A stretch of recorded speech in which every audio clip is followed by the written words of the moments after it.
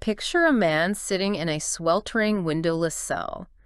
It's pitch black, and the air is just impossibly thick. Right. And in his hands, he holds a stiff, traditional woven broom, but he isn't cleaning. He is systematically, brutally beating the soles of his own feet.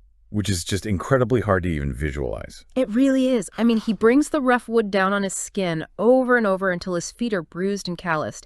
He is actively hacking his own nervous system. Yeah. He is intentionally subjecting himself to agonizing pain in the dark so that when his interrogators inevitably tie him down and lash him with thick steel cables, his pain tolerance will be just high enough to keep him from screaming out a confession. It is a profound, almost disturbing level of foresight, honestly. You are looking at a human being who has realized that his physical body is no longer his own. Right. It belongs to the state at that point. Exactly. So he is preemptively destroying it to protect his mind. Yeah. He is seizing the only tiny fraction of agency he has left in a situation that is literally designed to strip away all of it. Okay, let's unpack this.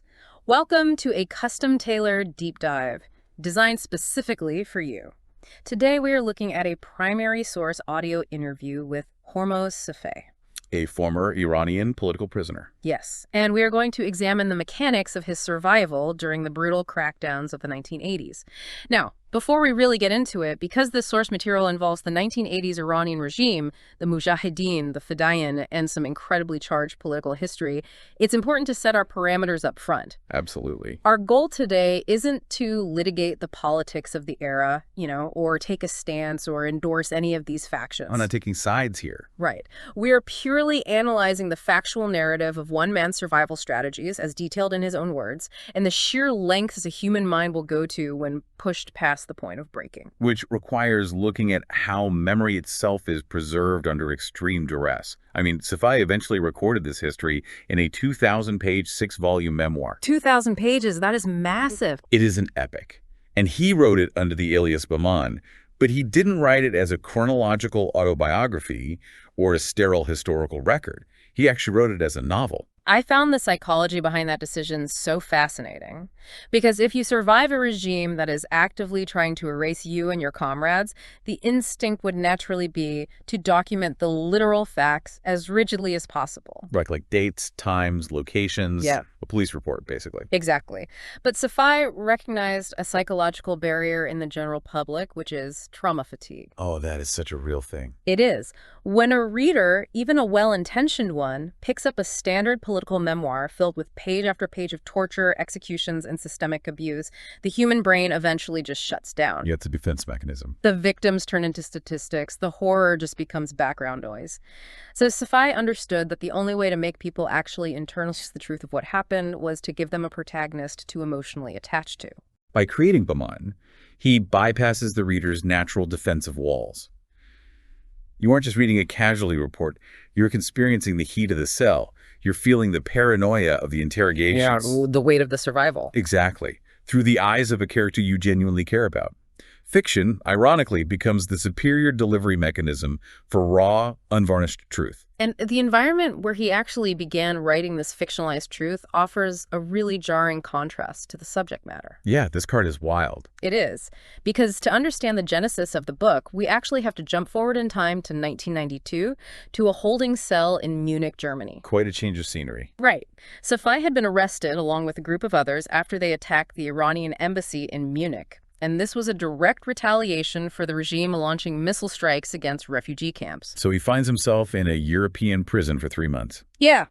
If we connect this to the bigger picture, the juxtaposition reveals exactly why Safai felt compelled to write. In Germany, he's essentially facing standard procedural justice. Very bureaucratic. Very. He gets frustrated with the slow pace of his detention, so he threatens a hunger strike. And what happened? Well, in response to merely the threat of a strike, his lawyer rushes in to negotiate, and Safai is literally released at 3 p.m. the very next day. It's a completely functional, responsive legal system. And Safai uses the quiet downtime in that German cell, relying on the ambient light creeping in from the hallway to start handwriting the first drafts of this massive epic. An epic about a legal system that was the exact inverse of what he was experiencing in Germany. Exactly. Which takes us back to 1979 in the city of Hormoz, Iran.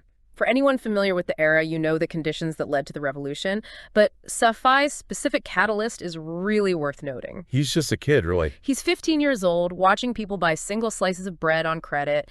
He's watching women dig through trash to feed their families. That kind of systemic poverty leaves a mark. It really does. This visceral class divide pushes him toward activism. He reads a defining political book, and he eventually joins the Mujahideen. He is swept into the ideological current of an entire generation attempting to rapidly restructure society. But the subsequent crackdowns force him into a completely different reality. A horrific one. Yes, the source material highlights 2 specific volumes of his work that capture this transition perfectly. The first is called Loving Violets. Named for the flowers, right? Yeah, the flowers covering the Kipus forests where he and his comrades hid, and where, tragically, many of them were ultimately killed. And the second volume. The second is Ayatollah's Auschwitz, which documents his subsequent capture and imprisonment in a mole. And this is where we have to look really closely at the conditions of that imprisonment, because it strips away any illusion of a rehabilitative or even a punitive justice system. It wasn't about justice at all. Not at all. We're talking about a 3-by-4-meter room crammed with 40 men. 40 men in a room that size is basically a closet. Right. And a mole is near the Caspian Sea, so the humidity of the summer is suffocating. And because the guards blocked the windows with mats just to prevent the prisoners from seeing out, there was zero airflow. None.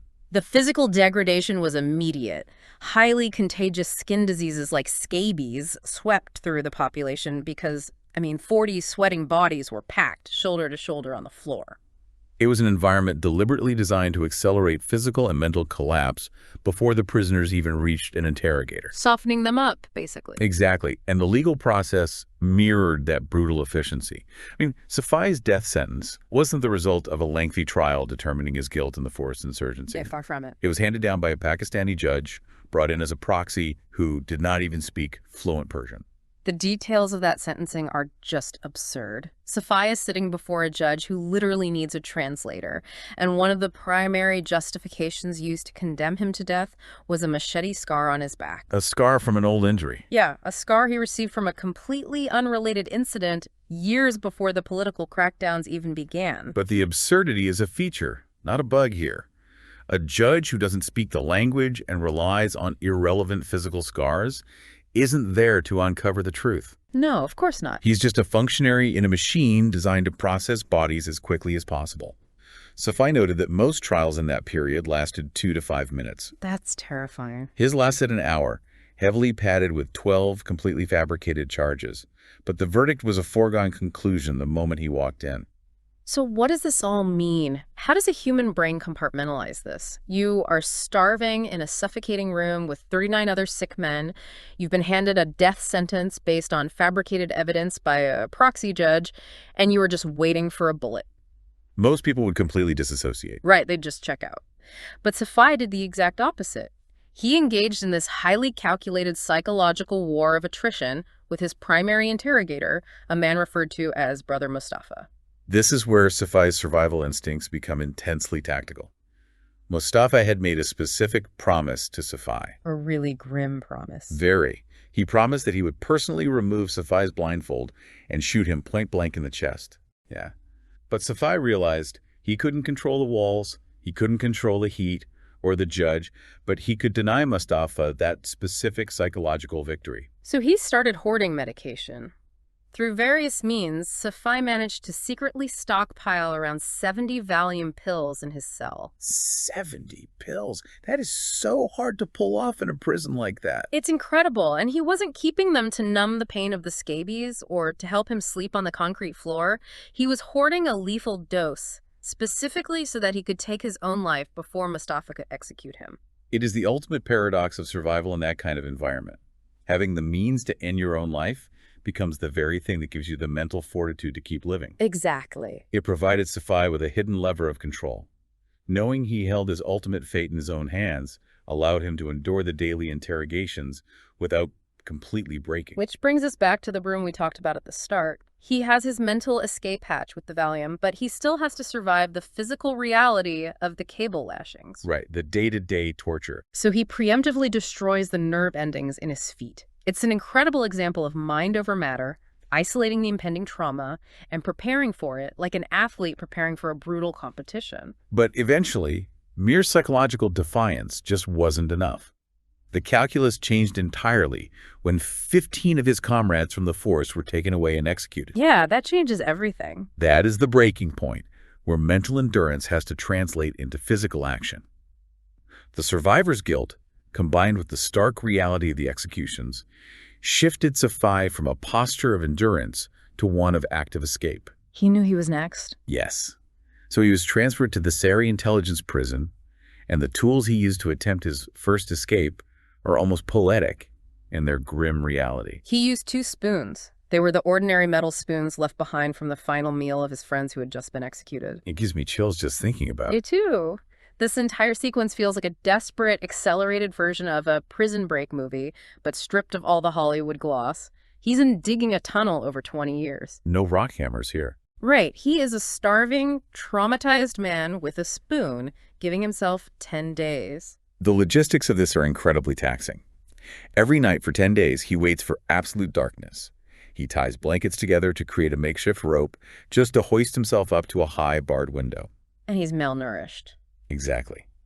And then, clinging to this blanket, he uses the edge of a spoon to scrape away the hardened plaster and mortar around the window frame. We really have to think about the physical toll of that. Scraping concrete with a dull piece of cutlery while hanging from a blanket requires immense grip strength and core stability. Neither of which he has in reserve. Exactly. And he has to do it in near total silence. Every single grain of mortar he dislodges has to be caught and accounted for. Because the concealment is just as difficult as the excavation itself. Safai would collect the small handfuls of debris he managed to scrape away each night, and the next day, he would meticulously mix that plaster dust into his own food waste. Unbelievable. He was literally hiding the walls of his prison inside his own garbage. And after 10 nights of this agonizing, millimeter by millimeter progress, he actually succeeds in loosening the structure. He scrapes away so much mortar that he is within a fraction of an inch of the outside air. He's so close. So close, he leaves just a paper-thin layer of plaster intact so that the guards won't notice the breach from the outside during the daylight hours. He is literally one push away from breaking out. And this is where his deep understanding of prison rhythms comes into play, because disaster strikes before he can make that final push. The worst timing possible. He is suddenly called out to the yard at a time that violates the standard daily schedule. Safai steps outside and immediately sees the yard ringed with armed guards, and their rifles are aimed directly at him. The plot has been discovered. For Yeah. anyone else, this is the end. You've damaged state property, you've attempted to flee a death sentence, you're going to be shot against that very wall. Instantly. But Safai had prepared a contingency plan for exactly this moment before he ever scraped the first grain of mortar. Always thinking ahead. Always. He had planted a fake handwritten letter deep inside a Quran in his cell. What's fascinating here is the psychological framing of that letter. Yeah. Safai didn't write a manifesto Yeah. or a denunciation of the regime. No, that would have gotten him killed. Exactly. He wrote a letter claiming that his sole motivation for trying to escape was to bypass the corrupt local prison guards so that he could travel to the capital, speak directly to high-ranking state officials, and bare his loyal soul to them. It's a brilliant misdirection. When the guards drag him out and begin beating him for the escape attempt, he doesn't beg for his life. Like takes control of the narrative. Right. He screams at them to look inside the Quran. The guards find this letter, and it completely short-circuits their immediate violent response. It creates institutional doubt. Yes. The local guards read this, and suddenly they have to ask themselves, wait, is this man a dangerous insurgent trying to break out, or is he a desperate, misguided loyalist trying to inform on us to our superiors? I just don't know. They don't know if killing him on the spot will get them commended or executed. So the letter doesn't buy his freedom, obviously, but it creates enough bureaucratic confusion to stop the immediate lethal violence. Yeah. However, the failed attempt definitely elevates his threat level. Oh, without a doubt. The regime decides they are done playing games, and Safai is transferred to Qamshar prison with a definitive schedule for execution. Time is up. He has exhausted his contingencies. He has no spoons, no Valium, no fake letters, and this sets the stage for a 15-minute window that changes everything. It occurs on the very night before he is scheduled to be executed. I mean, Right. the margin for error is reduced to absolute zero. Right. So Safai manages to convince a guard to escort him down to a half-built basement in the prison so he can watch his clothes. How did he swing that? He uses the pretense of religious piety, claiming he desperately needs clean garments for his final prayers before his execution the next morning. Playing on their religious framework. Yeah. Smart. So the guard escorts him down to this unfinished subterranean area, and then a purely chaotic variable enters the equation. Pure luck. Basically, a massive, industrial, factory-style telephone rings loudly in the adjacent area. The guard, perhaps feeling secure because Safai is trapped in a basement, steps away for just a few seconds to answer it. A few seconds, that's all it takes. Safai drops his wet clothes immediately. He looks at a wall in this half-built basement, and fueled entirely by the adrenaline of knowing he will be dead in 12 hours, he steals it. The physical strength that must have taken. I know. A man who has been starved, beaten, and kept in a 3x4 box somehow finds the explosive muscular strength to pull himself up and throw his body over this wall into the unknown darkness on the other side. He essentially throws himself into the void. He lands in an adjacent garden, and the impact is so severe that it knocks him completely unconscious. He is literally lying, knocked out in the dirt while the guard is likely hanging up the phone. Talk about cutting it close. But the sheer spike of cortisol and adrenaline snaps him awake. He scrambles up, totally disoriented, and jumps another fence to get out of the garden. And lands in more trouble. Yep. He lands squarely in a residential yard, right in front of a woman who immediately starts screaming, "Thief! Thief!" at the top of her lungs, alerting the entire neighborhood. Safai knows he has seconds before the prison guards converge on the noise. He doesn't try to pacify the woman or explain himself. He just sprints out of her yard and directly into the street. And this is where Safai executes the bluff of a lifetime. He is covered in dirt, sweating, fresh out of a prison basement. He runs into the road and flags down a passing car. Just a random car. A random car. It's a family driving together. And Safai doesn't act like a man hiding from the police. He weaponizes panic. Wow. He screams at the family that his brother was just in a horrific accident and he needs to get to the hospital immediately or his brother will die. It is a masterclass in behavioral manipulation under extreme pressure. He provides an immediately sympathetic explanation for his disheveled, frantic state. Right. He preempts their questions. Yes. He doesn't give the family time to analyze his appearance. He forces them to react to an urgent emotional crisis. And the empathy works. The family pulls him into the back seat, and an elderly woman even tries to comfort him as he cries about his fictional brother. That is just surreal. And it gets crazier. The route the family takes to the hospital drives them directly past the exterior of the prison facility Safai just broke out of. Oh my God. He is sitting in the back of a civilian car, looking out the window at the guards who are likely organizing a search party for him at that exact second. It is a surreal moment of proximity to death. Yeah. But Safai's strategic thinking remains coldly rational. He knows that once the guards realize he is gone, they will immediately raid the homes of his known relatives in his hometown of Hormoz. Right? His escape guarantees their execution if he doesn't control the narrative. Right. He manages to get to his relatives in Hormoz, but he refuses to stay. He knows his presence is a death sentence for his family, so he orchestrates a massive decoy operation. Safai goes to a phone in Hormoz and literally calls the prison he just escaped from. He speaks to the very authorities hunting him. But he lies about his location. That's cool. He tells them he is terrified, exhausted, and hiding out in the city of Sari, which is in a completely different direction. He promises them that if they just give him the night, he will turn himself in at the Sari headquarters the next morning.